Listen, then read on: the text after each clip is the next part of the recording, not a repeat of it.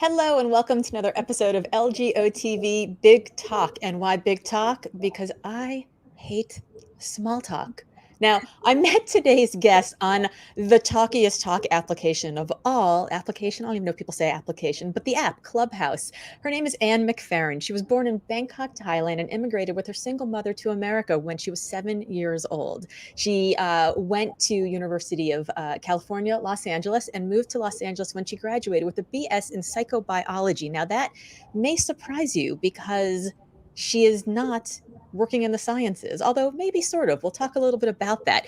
Post-grad, she pursued her artistic passion and became a full-time fine artist for several years, where she sold various abstract and pop art commissions worldwide.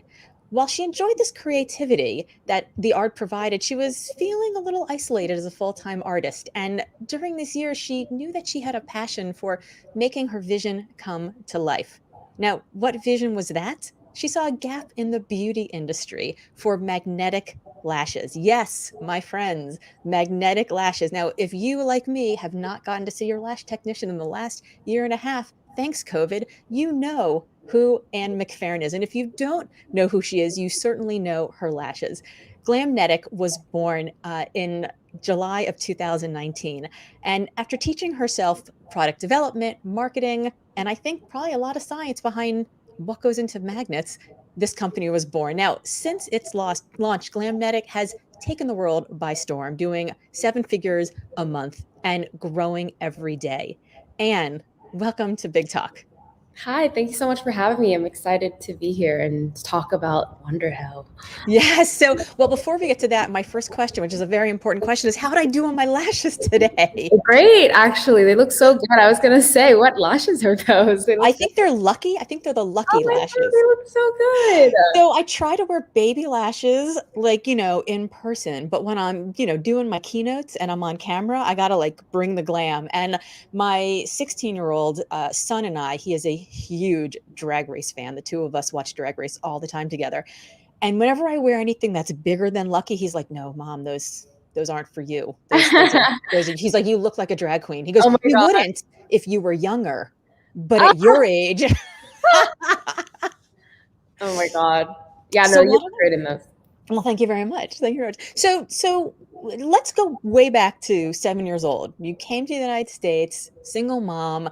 Did you speak English when you got here, or did you have to learn? Zero. I knew zero English. I maybe knew like the word dog, and that was the extent of my vocabulary. That's also why my name is Anne, because that was the only English name that I knew of at the time. And so I picked the only name that I knew of because I knew zero English, and that was Anne, which I guess I thought was a common name, and come to find out that's only a middle name. Yes. So yeah, my first name is a middle name because of that. Well, it was my middle name actually until I got Really? married. Yeah, I was Laura Ann Gassner, and Oh. then my husband said I should just keep it but put a comma. So I'm Laura Ann Otting because he goes, "That's technically correct. You're an Otting," and I'm like, no. So I dropped Ann because I think my parents gave me the name Ann just because they liked the name, but it didn't have any meaning. And it is. I think it is often a middle name. Yeah, yep. And that's why it happened, just from my fobbiness.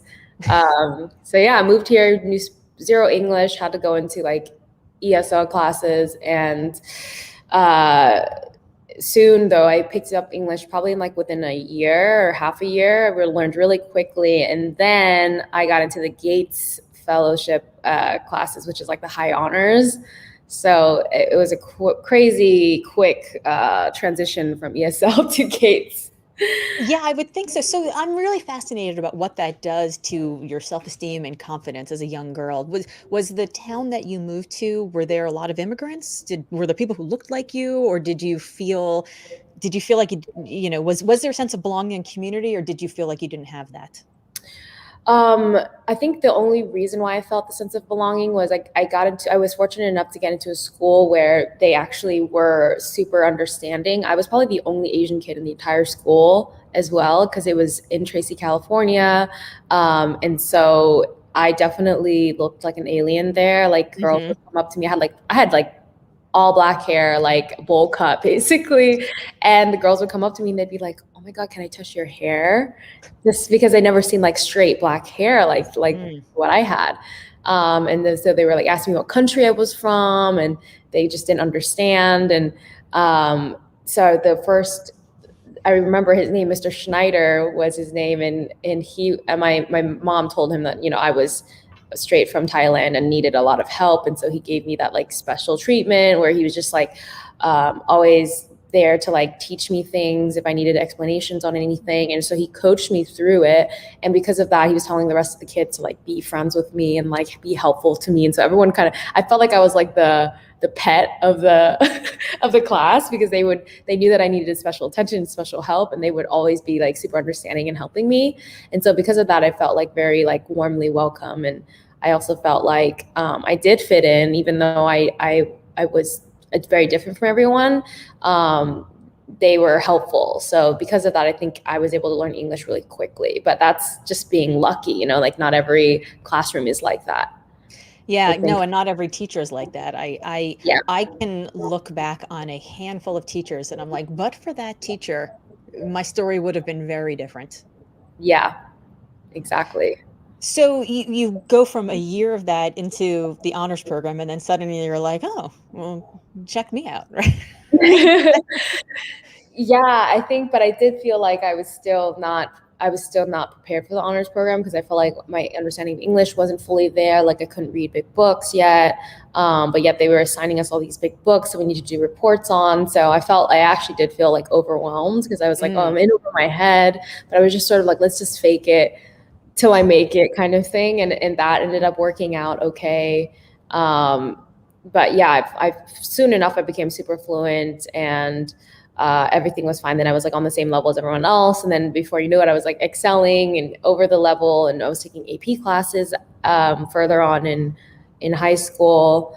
And of course, like getting into a prestigious college was always one I wanted, but I didn't know how to do it.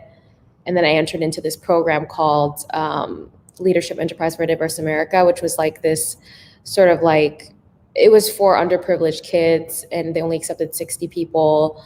And we got to spend a summer in Princeton University. So they flew us out there from all across the country, and maybe it's like 2 per state that were accepted. Wow. And so it was like all of these like over accomplished kids. And I've had this complex of like, shoot, I'm in over my head. Like everyone's smarter than me here. Like they have done incredible stuff at their schools, like leadership stuff. And I just didn't feel like I had the same amount of leadership experience that they did, but yet somehow I was accepted. So I felt like I was kind of like the grunt of the crew. And then lo and behold, everyone got into like all these Ivy League schools, because that's what the program helped you with. They helped you go through the process of getting into the biggest schools in the world, and even as like an underprivileged kid.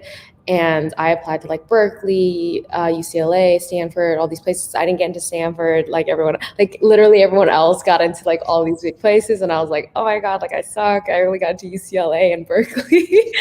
But because compared to everyone else, I was like, oh my God, they're getting Harvard, like half of my friends were getting to Harvard and all of these like Ivy League schools. And I was just like, I just got into UCLA. But I actually am so glad I did, because it entered me into the art world. Because if I didn't go into LA, the city that just thrives on art, I would have never had my eyes open to the possibility of being an artist, and I might have continued doing med school instead. But yeah, I'm probably getting ahead of the story. No, I think it's a great story, because when I interviewed Sally Krawcheck for this a few weeks ago, she's the founder of Ellevest. She was, CEO of Smith Barney. She was CFO of Morgan Stanley. I mean, she's, an incredibly accomplished woman in finance, incredibly accomplished woman, period, but a woman in finance. And she talked about how she was bullied a lot in middle school, like really cruel. She told stories over just like let your hair on fire. And I said, do you think that where do you think that played a role? Like, do you think that helped you in your success? And she's like, absolutely, positively. Like I think about those girls all the time. And I'm like, yeah, look at me now. Right? Like the fact that I had to work harder, the fact that I had to figure out who I was contributed to the story. And I think, the need to continue to work and prove yourself, I think is pretty good training for entrepreneurship. I agree. I think like being in a space where you just feel very like underdog, like overlooked, and yeah, just like they underestimate you. I think that definitely puts like this sort of like seed in your head that like I have to kind of prove something, you know? Yeah, yeah, So, yeah. So you graduate, you were pre-med, every immigrant family's, dream, right? Like I come from a long line of, Jewish mothers, so like I graduated pre-law, yay, everything's perfect. But then I dropped out of law school, so, black sheep of the family, here I am. So at what point did you say medicine's not for me? Like screw you, right brain, I'm doing left brain, or maybe it's the other way around. I don't know.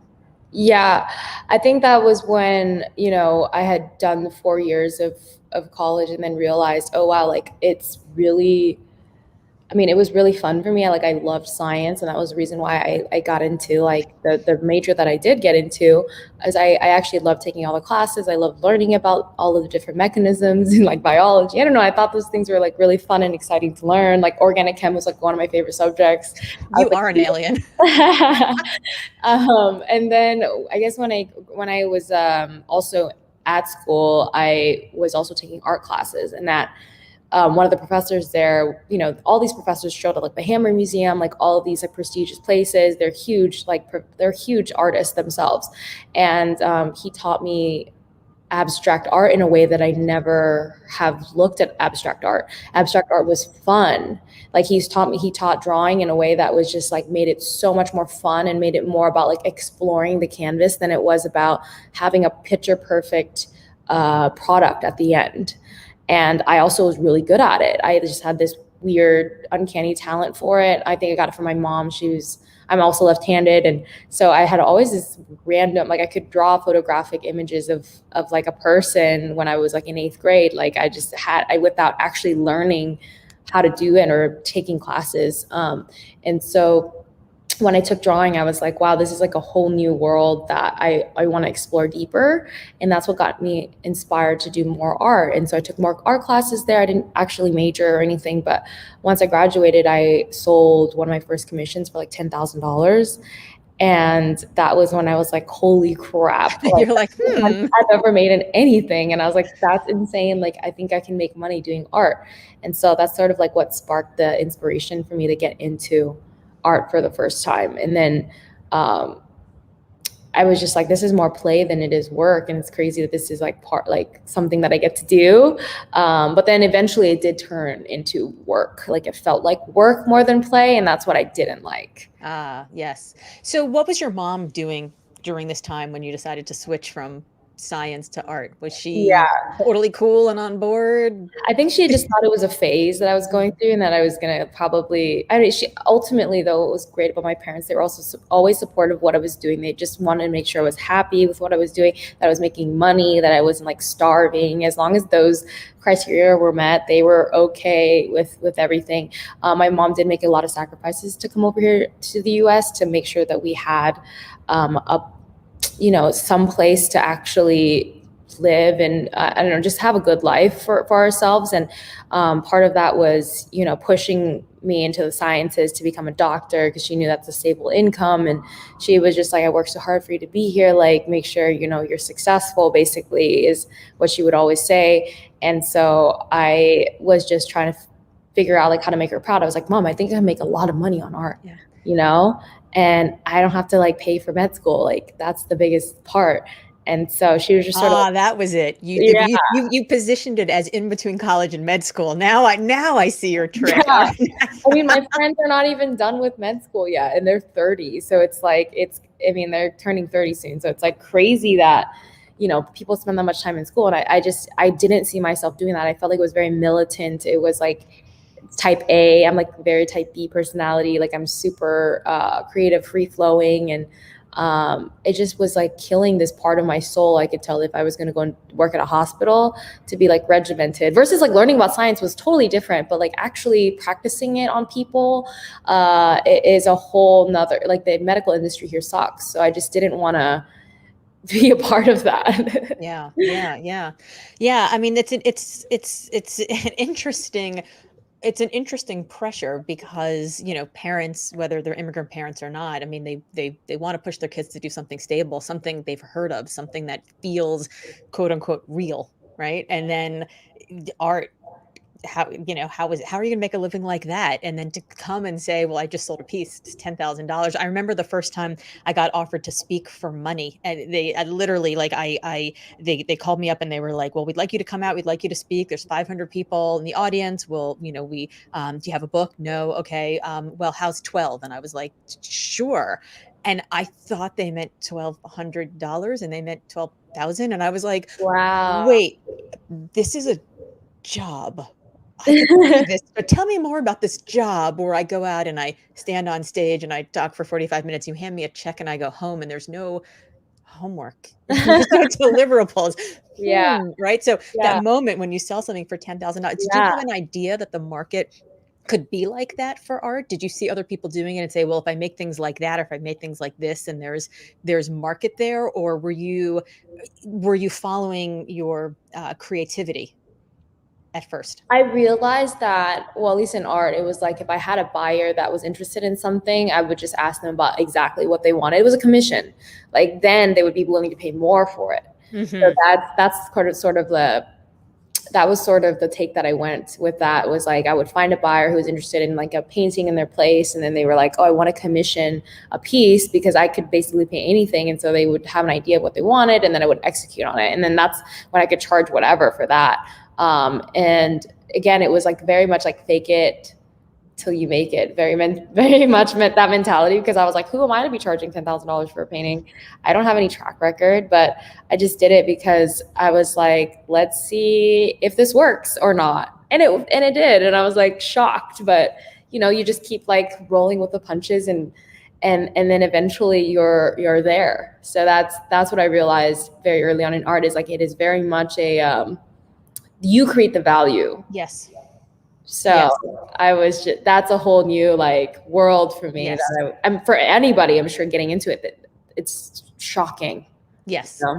Yes. It's incredible. I notice that when I tell people a speaking fee that's higher than another speaking fee, they just put me at a better place in the lineup, right? They just, oh, well, her fees are this. She must be the big keynote. We'll put her at the end of the day. And we always buy books from the big keynote. So we'll buy 500 of her books. I'm like, okay, great. Right. It's like perception is reality. I think so many, like my background's in politics. So like I was weaned the same way, right? Where you sort of create that thing. So this fake it till you make it is, I'm sensing a trend here. Yeah, I just realized the trend too. Yeah, well, and it's funny because, you know, when you're like, well, who am I to charge $10,000 for a piece of art? I think what you probably know now that you didn't know then is that every other person out there is faking it till they make it too. And frankly, you spend 5 minutes on Clubhouse and nobody knows what they're talking about. It's like a whole bunch of mediocre white males talking about all the things that they don't know, as if they have been expert in them forever. Like people having these whole conversations about the creator economy. It's like, you don't even know it is literally an infant that hasn't even started crawling yet. Like you're not an expert. Nobody's an expert. But the people who are experts are the ones who say they're experts. So your painting is worth 10,000 if you say it's worth 10,000. Yeah, very true. So at what point did it stop being fun and turn into work? Probably like a few years in, like 2 to 3 years, I just felt like I was like, okay, I'm grinding away. Like I'm trying to find these clients that want to get a commission.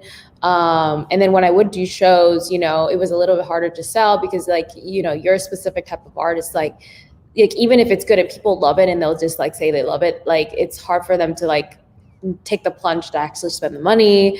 And so it was like, and then being a female also is not helpful because the guys would be like, oh, let me get to know you before I buy a painting from you. Like as if that was part of the criteria for somehow they like wanted to get to know the artist and like make sure that their investment was going towards the right place. And it was just like a lot of schmoozing and all of these like games. And I just hated that. Like I was like, why is it dependent on, you know, you getting to know me, which it just takes more time. I'm like, I guess like we can talk, but like it just takes more time out of my day that I could be like spending painting. And I also found myself like spending, you know, massive amount of time in the studio by myself, And it just felt very lonely because I was like, I'm in it by myself. Like I don't have a team. This is not scalable past like, you know, I'm the only one painting. There's nobody else helping me paint. So I can't spit these paintings out faster than I already can. And I just felt like, I felt restricted and constricted. And like how far my imagination could go, like it was not matching to that level of, you know, I felt like where I could go. And so that's when I sort of thought, okay, like what can I do to actually make more of an impact? Like, you know, create product faster. And that was through actually starting a brand and like actually creating products, manufacturing products that I designed. And that's when I had this idea that I should go into entrepreneurship. And I also had, you know, I was friends with people who were entrepreneurs who were building these brands that were actually like super successful. And I saw them go through it. I saw the lifestyle that came with it. And I was just enamored. I was just like, I want to do that. Like I was so curious about it and I thought it was so cool. And so that's sort of when I decided like, I need to come up with an idea to do something. And were lashes the first idea?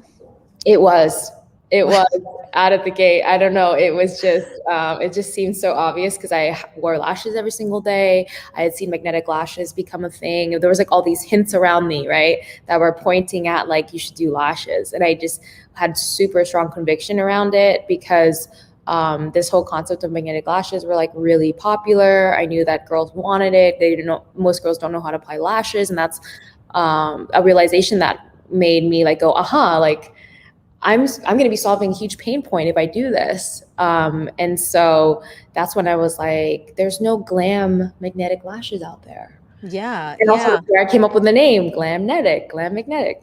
And that's when it triggered me to, you know, figure out how to do R&D. And I went through this whole rabbit hole of like Googling everything, figuring it all out on the internet.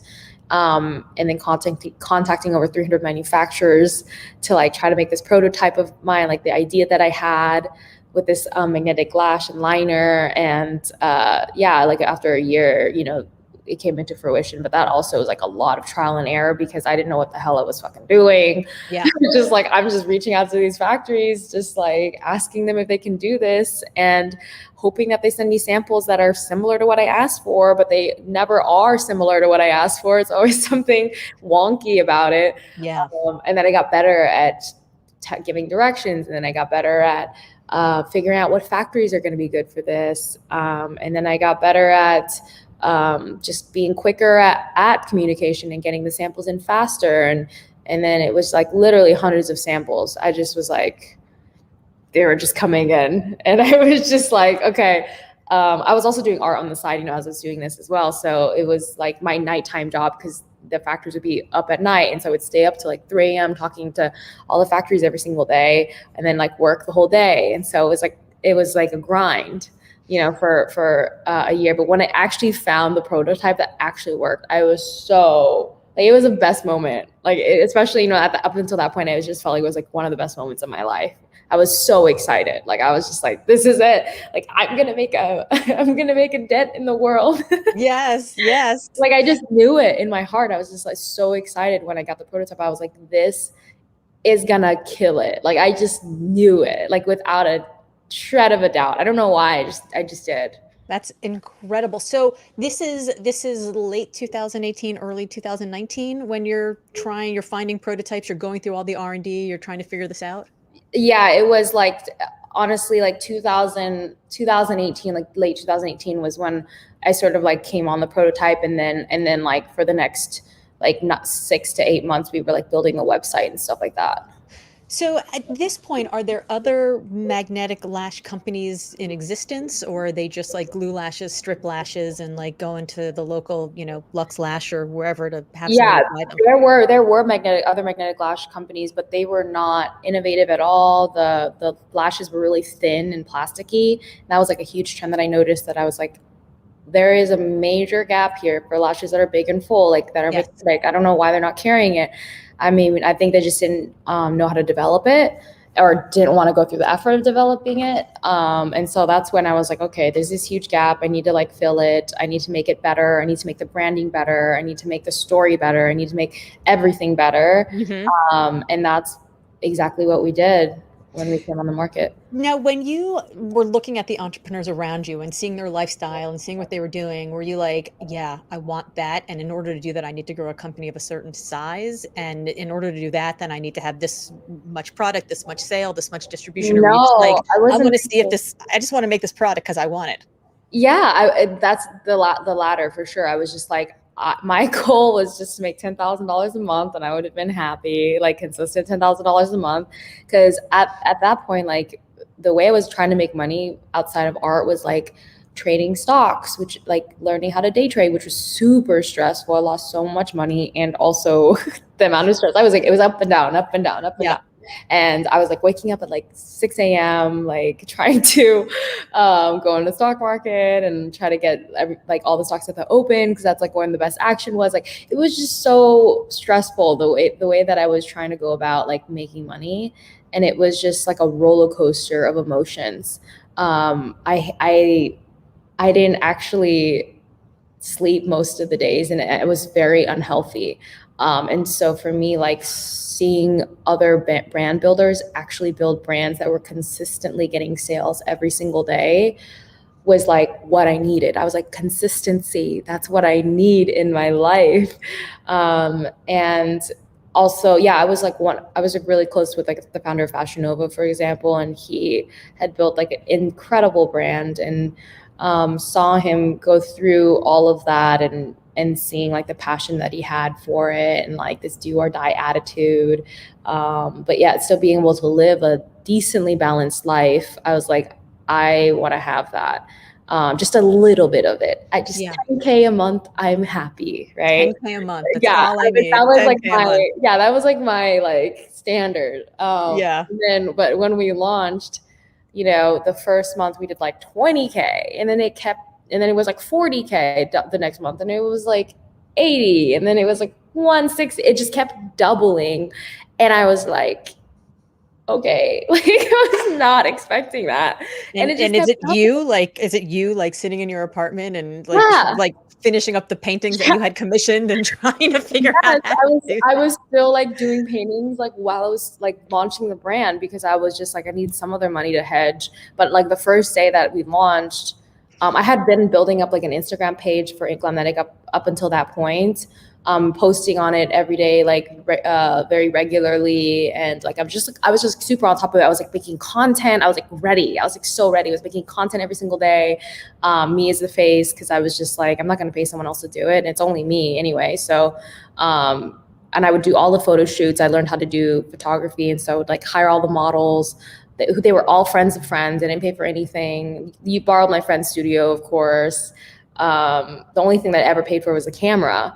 And I would edit the photos myself, like literally do everything myself. Yes. It was very much like so much work. And I was just like not into like delegating, because I didn't know how to do it, and I also didn't want to pay for it. I was self-funded. The whole brand was self-funded. I put like $10,000 in initially, and I was just like, I'm gonna buy like 300 units per. I think not even 300, like 200 units per SKU. And there was only like 5 lash styles and like 2 types of liners and maybe a few accessories.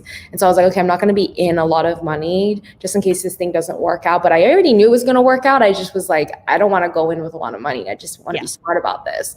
And so that's what we did. I went in, and, within the first month and a half, we sold out. And that was when I was like, okay, I need to place the reorder.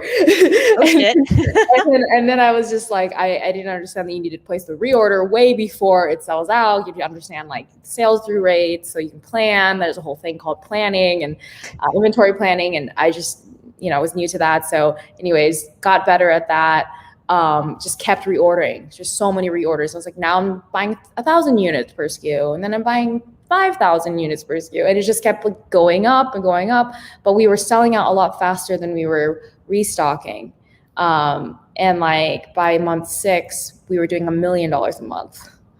And I was still by myself in my bedroom, Koreatown apartment, like small little studio space. I was paying less than $1,000 for the space. And I was just like, I probably should get a studio or like get a office or something and like hire a staff member. Yeah, one staff member, because I was so scared of hiring. I didn't know how to even. I think I was just deflecting it because I was like, I'm too busy working to even think about hiring right now. Like, Yes. I'm so in the weeds. Like, how do I even like start thinking about hiring? Because that's a whole nother thing that I have to do. Like, I need another me.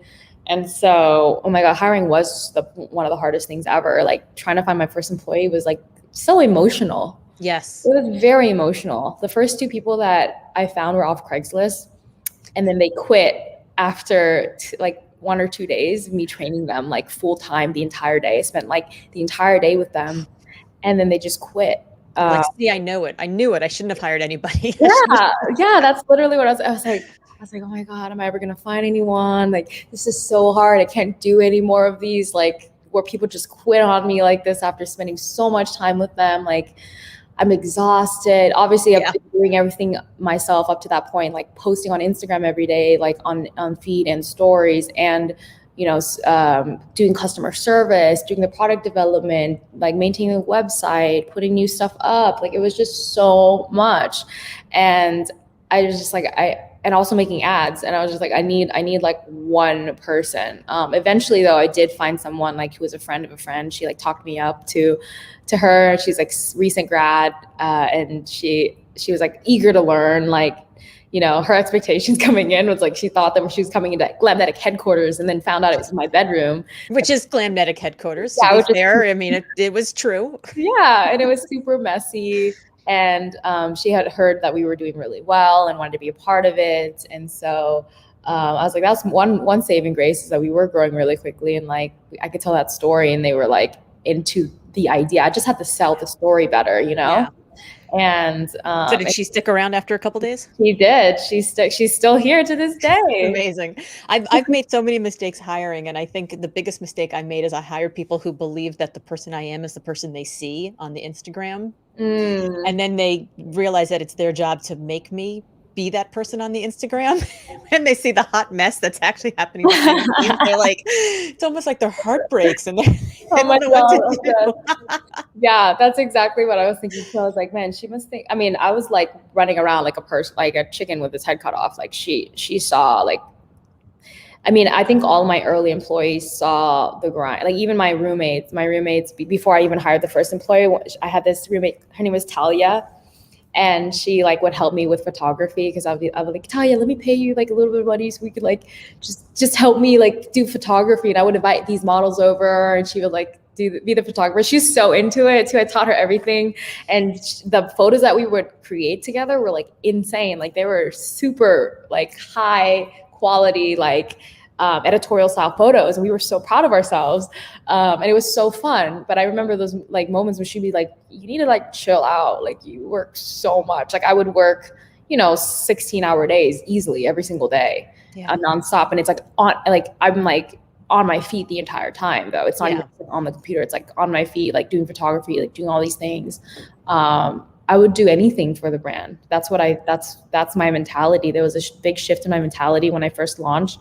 When I first found the name Glamnetic, I was so ecstatic. Like, I was just like, I knew, like, I just felt this within me that it was it, like the name Glamnetic plus like the concept. I was like, this is it. Like, I just knew it, and so that's when I decided I'm going to dedicate like everything that I got to this thing. Cause this is like the first time I felt like a sense of purpose, like where everything just goes whoop. And I just like, that's it. Like, the focus of everything. Like, I was doing all these things, and then all of a sudden it was just like, whoop, like, I'm going to do this. And this is what I'm going to put 100% everything into my, to make this happen, to will it into existence. And so, yeah, I just worked like a maniac for the next year. absolute maniac, zero balance in my life. Barely. So I'm going to ask a question, which is going to come off a little strange, but I don't mean it the way it sounds. What were you doing with all the money? Right. So, and I Yeah. asked that question because you have all this money coming in with orders. You're figuring how to reorder. You don't know. I mean, maybe you had a fluke first month. Maybe you had a fluke second month. Like, how do you you don't want to go from ordering 100 of each SKU to ordering 10,000 of each SKU. So there Yeah. must have been cash. Were you like, I'm just going to put that away. Don't No, worry, I mom. That's wasn't fine. Are even- you spending it? Like, how were I you? wasn't even thinking about where the money would go. I was just keeping it in the account and like trying to, because I was we every time we spend money, it would come back, but then we would also put it back. So it was just like I just didn't even think about where the money would. I was like eating ramen every day. Like I didn't care. Like I didn't need the money. I was just like I can live with. I was also a broke artist for a long time, so I just right. So you're already used to the lifestyle of like not spending. Right. So that's why I was like, I don't think she's spending it on like a Maserati. So I'm actually curious. Like, is the I didn't even have my mindset wasn't even there. Like I didn't even have the time. Like I was so passionate, so all in on this that I just didn't think about anything else. Like the thought of spending the money just was like so out of range for me. It was just more about like how can I improve? How can I do better? Like. That was literally 100% where all my focus was in. I've never been like that ever, actually, where I just had like so much focus and so much drive, so much obsession in one thing, but it was just like all consuming, all I can think about. Yes. And the reason I asked that weird question is because early on in running my company, I sat down with the business coach and he was like, well, how do you pay yourself? And I was like, I don't know. I mean, like the money comes in and then I pay my people and I put a little away for like, I don't know, a new website redesign or a database or like a rainy day. And then I guess I just pay myself whatever's left over.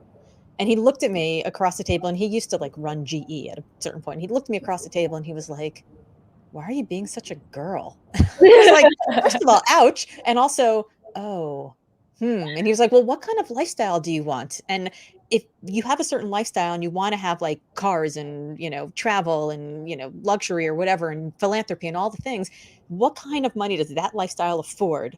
And then what kind of business do you need to build to support that kind of lifestyle? And I was like, I'd never thought about it that way. Like I did the same thing you did. I'm like, I'm doing a thing I love. People are paying me for it. Isn't that awesome? And I'll just keep doing it because it's awesome. And I never thought about the money. And then I turned around one day, I'm like, we're making a lot of money. I should think about the money. So I'm curious if you thought about the money. Yeah, I mean, I think, well, now today I have, because it's been like a year and a half in and we've got some distance. We have 70 employees now. So, I definitely feel have a lot more distance away from like being in the weeds of everything. Yeah. I mean, I used to do everything and now I don't really do as much like implementation stuff. I would still help whenever I need, like I'll do whatever is necessary to help out. But because we have so many people in so many different divisions, I feel like we are okay. And then now I'm like, okay, like how do I need to build a trust, and like now I'm thinking more about those things more logically. But just I think in the beginning, and it's really important that you have that mindset in the beginning that like it's not for the money. Like you're not doing it for the money, you're doing it to like build and make sure that this thing is successful, from the beginning.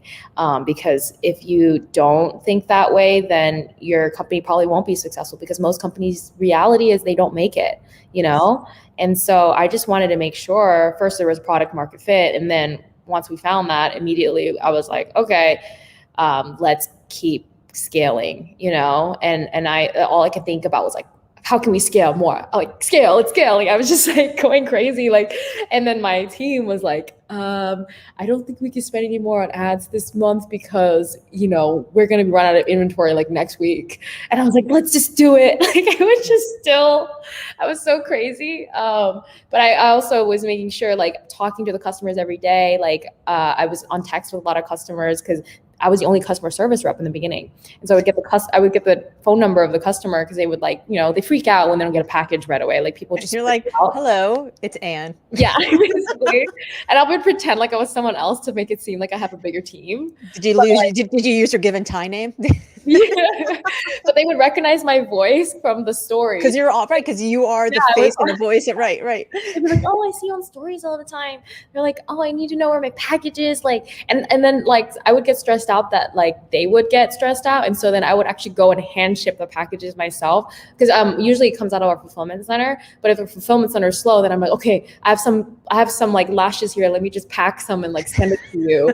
And like you're still operating out of your bedroom. Yeah, exactly. I did that so many times because like customers would just freak out and like get crazy. Like I had no idea how crazy people would get if they didn't get like a package in time. And so I felt really bad and I would just like do everything myself.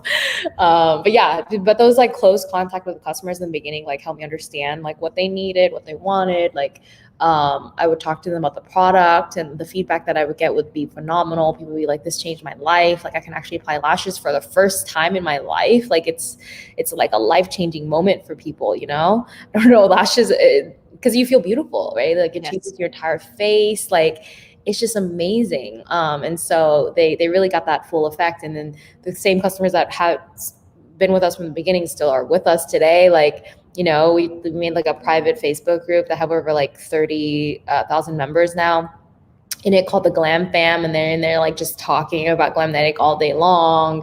We have like some big like Glamnetic stands that have been like mega fans for a long time and buy everything we sell, and they've just, you know, and we know them on a first name basis. And so it's like awesome because it's like really from the ground up, you know, like I talked to all these people from the beginning. I remember the first 100 customers by their names because you know, they were that important for the brand in the beginning. Oh, also one other thing that I did and how I got the first like $20,000 in sales is I was like DMing them, DMing all of our followers from whoever was following us. I'd be like, hey, nice to meet you. Let me know if you have any questions about the product. And then we would go into like a full conversation, and I would give them a discount code. And that's how I would get all of my like $20,000 in sales the first month. It was like literally through DMing every customer, because I was like, how else am I going to get customers?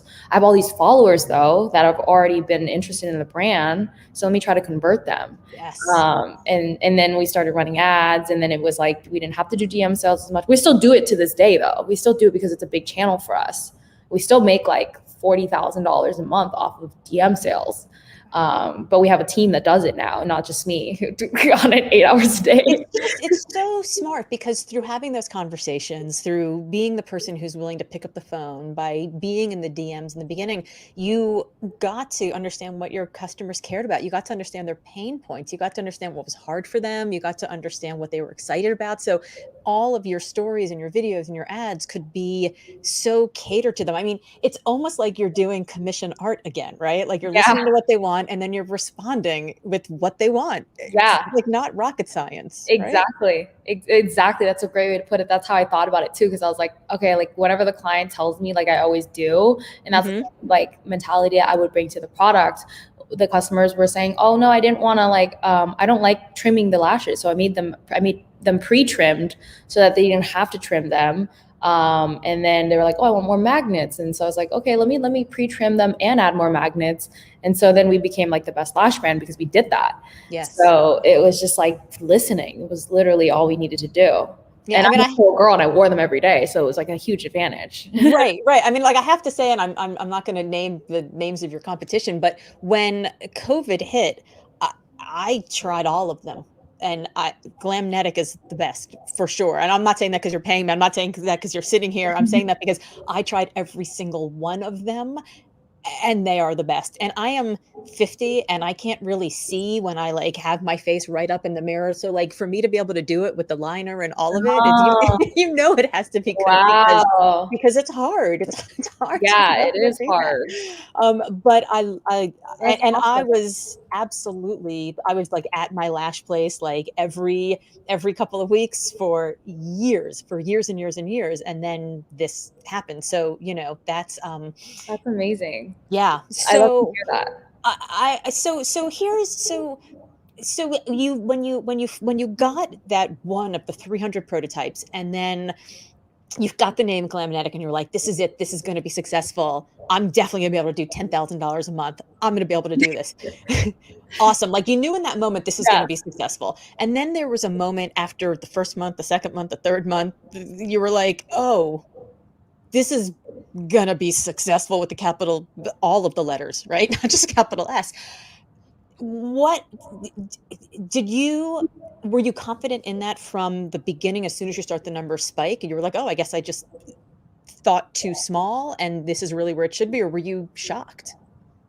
I was in both. I mean, I think when you're like you're all you can think is like, okay, what's next? How can I solve the next problem? How can I you're just thinking about like what's next? Like that's all my brain could think about, because I think if I thought about it any other way, I was shocked, obviously, like this was insane.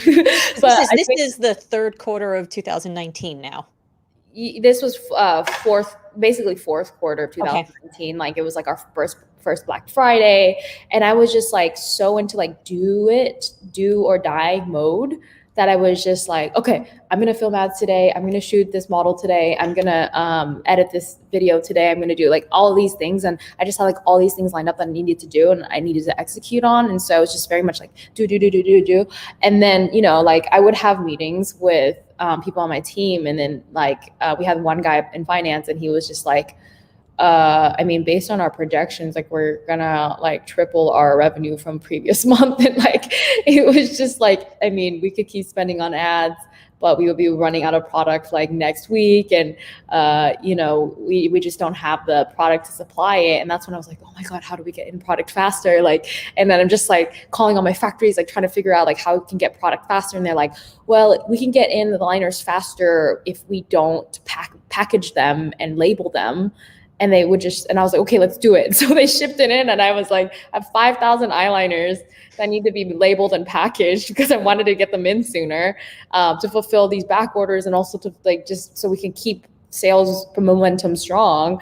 And so I was like vibing my friends with pizza to like come over and help me package. And so it was like 8 people in my small little Koreatown apartment, and then they were just like bottling like and like just doing all these things. 5,000 packages, we would drive it an hour, 2 hours to our fulfillment center, and we made it like a road trip. And I was just like, I just needed to do whatever I needed to do. And it was like the most fun I ever had in my life. It was definitely, like you mentioned, like Wonderhill, like the most fun I ever had in my life, and also the most stressed out I've ever been, because it was just so much, the massive amount of work. I couldn't even sleep properly because all I was thinking about like was work and how to like figure out how to solve certain problems that were still there. And I was, again, by myself. So there was no one else to lean on but me. And that was like me just being like, okay, Anne, like you need to like kick it into overdrive. Let's fucking do this. Like, and I did. And it was so fun. So the Wonderhell, and we talked about this before we started recording, but just for people who are listening now who haven't heard this before, Wonderhell is that moment when you're like, oh my God, it's working. This thing I created, I dreamed about, I wanted, it's working. And also, oh my fucking God, I've never been so exhausted in my entire life, and I'm full of stress, and I'm full of anxiety, and I'm barely sleeping. It's hell. It's wonderful, and it's hell. It's Wonder Hell. And I think what sets Wonder Hell apart is that there is a moment when you're experiencing this Wonder Hell, maybe when you're driving to the fulfillment center 2 hours away, where the burden of your potential walks in and goes, hey, Anne, what you got for me? You now know you can do 20, 40, 80, 160, 320, 640. There's $1 million month coming. What are you going to do with it? What do you think? Are we up to it? Are you going to live into this this potential that you didn't even know you had when you were dreaming about $10,000 a month? Or are you going to just like let it be? And in that moment, I think that our burden of potential is in equal size to our ego. And sometimes we don't even realize we have that ego. Like when my book launched and all of a sudden it was successful, all of a sudden I was like, oh, I want to be on Good Morning America. I want to be on the Today Show. Like someone's got to be on the Oak Tree with Oprah. Why not me? Now I got to Good Morning America. Oprah, if you're listening, call me, girl. But there is that moment where suddenly like you kind of allow yourself to maybe believe it, maybe dream it, maybe think like this could be big. Yeah. When did you feel that? And when did you realize this could be so much bigger than you ever thought?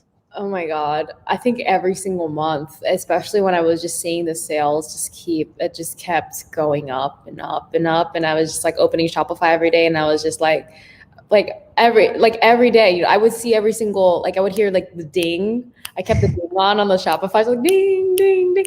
Oh, I love it. I would hear because you're tracking everything so closely, because like in the beginning, you're only getting like 6 dings a day or 8 dings a day. And then it was just getting to like 50 dings a day, and then 100, and then like 150, 200, 300. The like frequency would keep going. And like one of the days it was just like I think we got like 300 orders, and I was just like in shock because I was just like, and then seeing Shopify, and I was just like, wow, this is crazy. And it just keeps going up.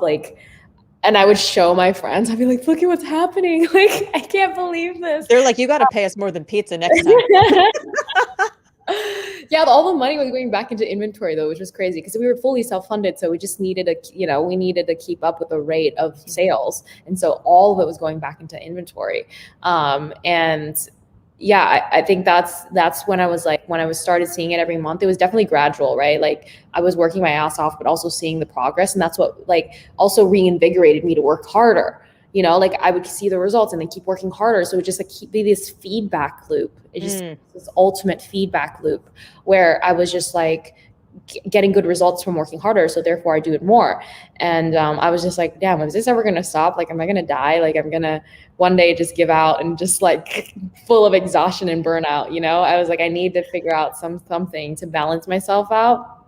So that balance never came for another year.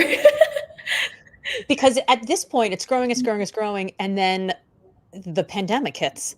So suddenly everybody is home, not able to get services and staring at a screen and looking at themselves in Zoom. I was going through all this stress of like hiring. I've found the first employee, and then we were getting a second one, and then I was just like, okay, we do need to get like an office, at some point. And I was going through the stress of like getting an office. It's so stressful to get an office.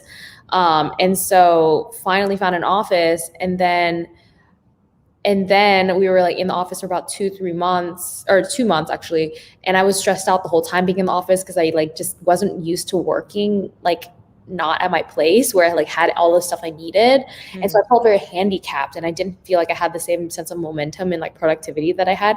And I was just like, damn, I don't know if this office thing is made for me. And I'm like, but everyone needs to be I need to learn how to be in office, because like that's what big companies do. They're in offices, right? And so it's like going through this whole stress in my head of like, I hate offices, but like I know I need to be in here for my team, but it's so distracting because they keep asking me a million questions because yes.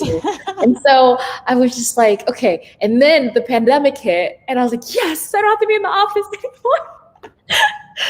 I was so happy, actually. I was just like, oh my God, this is a blessing in disguise. And so I was back in my Koreatown apartment. I mean, I'm an introverted workaholic, so I was made for the pandemic. It's like, yeah. I love I mean, you had to have seen just like an incredible increase. Like, I mean, maybe a dip in the beginning when people are like, oh shit, the world's ending. But then they were like, oh, I guess I'm going to be staring at the Zoom screen for a long time. And God, is that a wrinkle? Is that anything to make themselves feel a little better in this milieu. Yeah. March and April were like huge. March, April, May, June were like huge months for us for sales. It was just like all of a sudden one day, it just like, especially after the stimulus check, there was just like 3x normal sales one day. And then I was just like, because we were actually scared. We thought that our business was gonna like tank, and then realize, oh, actually it's going to go up. and that's when I was like, okay, this is crazy. We already were on this crazy trajectory. And now it's like getting better. Like how it was just like nuts. And then, so then we ended up doing 50 million last year, which is incredible. And did you at some point take on investors, take on advisors, or you still stayed self-funded and you're just we're still self-funded. I have a business partner, and it was just us two basically, self-funded the whole company. And that's it. It was just us two running everything, and it's been great. Like zero, somebody telling us what to do.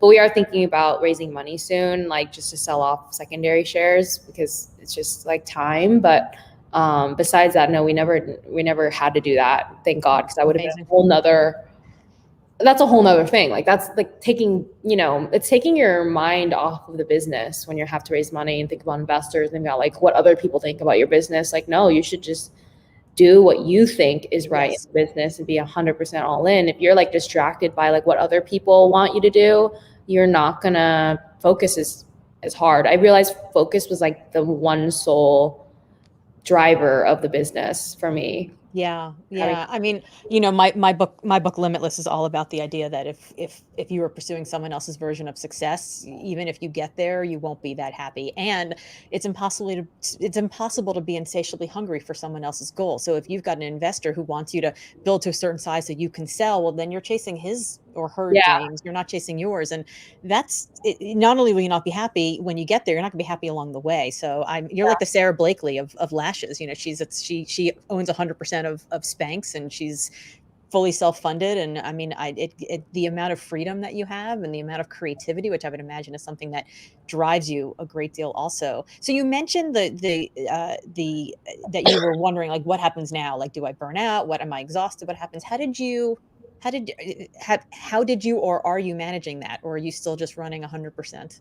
I eventually, I realized like how important it was to have a really good team, and team leads, which was, like we had like the leads, we made or just created team leads of each department. And that was super helpful for me because I used to be the team lead of every department. And then that was super stressful because I'm also like trying to run all the other departments at the same time. And then I'm like, okay, I can't fully do this job properly because I'm not 100% of my time and attention is not just towards this one team. So I was like, okay, it's important to assign team leads and develop them. And so when we promoted team leads, that was sort of when everything changed for me in my business, where I just feel way more relaxed and like I can actually like, it's okay if I don't show up to work one day, like everything will be fine. Like if I didn't show up to work one day in the beginning, everything would have fell apart. Yeah, so the stakes were not as high anymore. And so now my job is more like, how do I empower those team leads to do a better job? And I'm also like in all the meetings and I so that I'm aware of what's going on, because that's important as a leader to like always know what's going on at all times. So you can help make decisions, like key decisions. And so that's sort of where my focus is shifted, is just like leadership, like being a better leader and manager of people and better culture creator, morale, like all of these other things that seemed like super extraneous in like I would have never thought about those things as like important, are now the most important part that I need to think about. So it's like everything's sort of shifted away.